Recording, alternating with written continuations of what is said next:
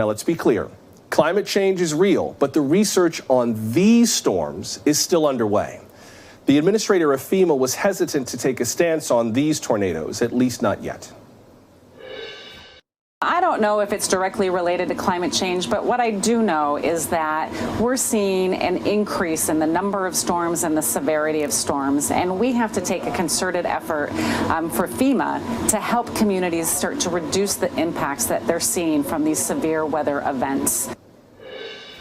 Joining us now is Dr. Michael Mann. He's a distinguished professor of atmospheric sciences at Penn State. Professor Mann, welcome. Thanks, Joshua. It's good to be with you. What do you make of these storms, particularly as it relates to the possible impact of climate change? I presume it's too soon to know just yet, but what do you see? Well, you sort of laid out some of the relevant factors here. The fact that the Gulf of Mexico is as warm as it is. And there are certain things that we can say with some confidence. I mean, the global oceans have warmed more than a degree over the past century, and that's because of carbon pollution from fossil fuel burning, the warming of the planet. So the Gulf of Mexico wouldn't have been as warm as it is. And for each degree of warming, you get 7% more moisture in the atmosphere. That's actually basic physics. So there's more moisture, there's more heat. That provides the turbulent energy to create thunderstorms. Then, as you described, you've got this front coming through. You've got the jet stream colliding with that. That's what gives it the spin. So you've got the energy, the turbulence and the energy, and climate change, global warming, very warm oceans, 70s and 80s in the southern half of the country.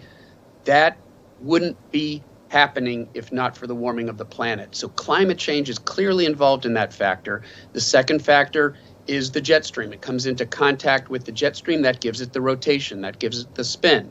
Those two factors together produce tornadoes. And one of the things that we can look at is the trend in the data over the past several decades. What we're seeing is that the maximum intensities of these tornadoes are increasing as we would expect them to. We're also seeing much larger outbreaks. Those trends are pretty robust in the data. So when you look at this event, it has the classic signature of what climate change is doing here.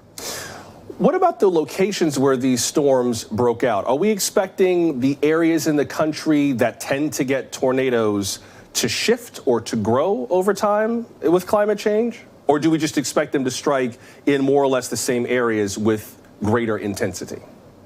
Yeah, this is a great question. And, there's a little bit of good news for you in Texas and Oklahoma. We see tornadoes sort of shifting away from that region. So we might actually see a decrease in tornadoes in that region. But it's a pretty small region over part of Texas, part of Oklahoma.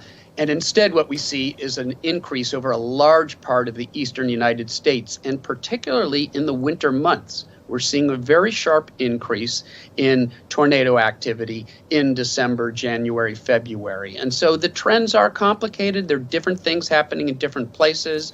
You've got wind shear that's involved. El Nino is playing a role in all of this. But behind all of it is this moving baseline of a warmer planet that is exacerbating all of those factors and leading to these larger outbreaks and more destructive storms. This all seems pretty dire. I know for some people it feels pretty hopeless that we're kind of past a point of no return for storms like this, and this is just the kind of thing we're going to have to learn to live with. I'm not asking you to predict the future, but what do we know from the science in terms of the cyclical nature of storms? Sometimes there are periods where storms are bad for a long period of time, and then they're less bad for a period of time. Does this look like we are cycling toward just more and more, or a different up-down cycle of worse storms and less intense storms? What do we think that the new normal is going to be?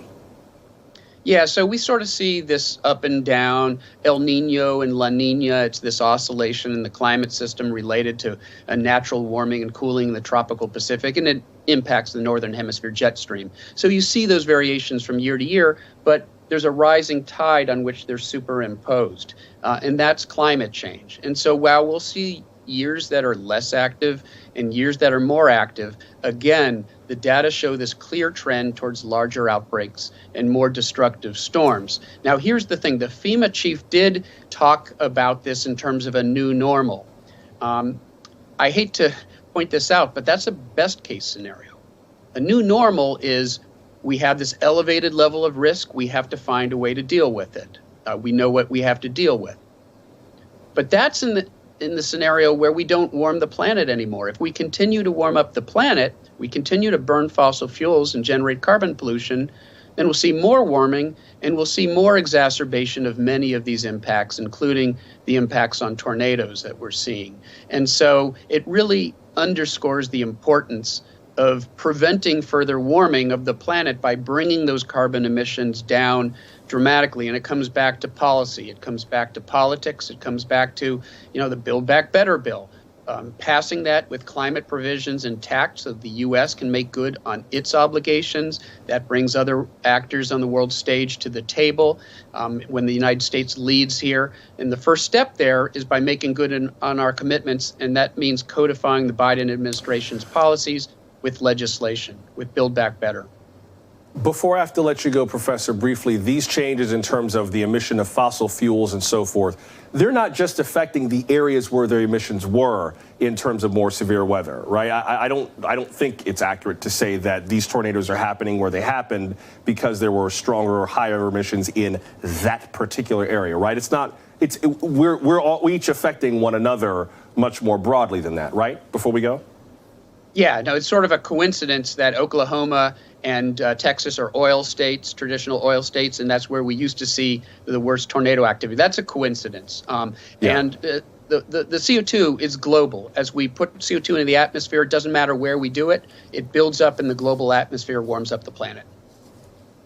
Penn State Professor Michael Mann. Professor, I appreciate you helping us make some sense of this storm. Thank you very much.